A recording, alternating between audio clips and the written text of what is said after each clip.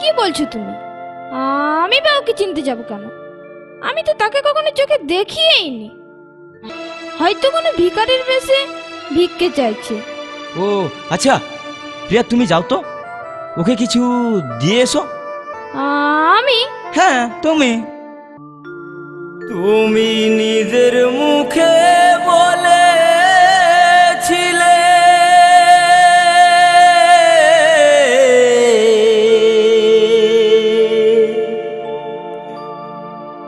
বাসবো ভালো জনম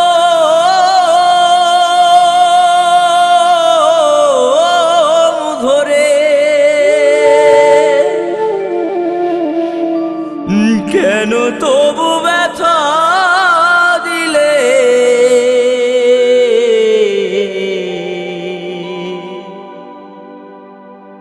আমারে।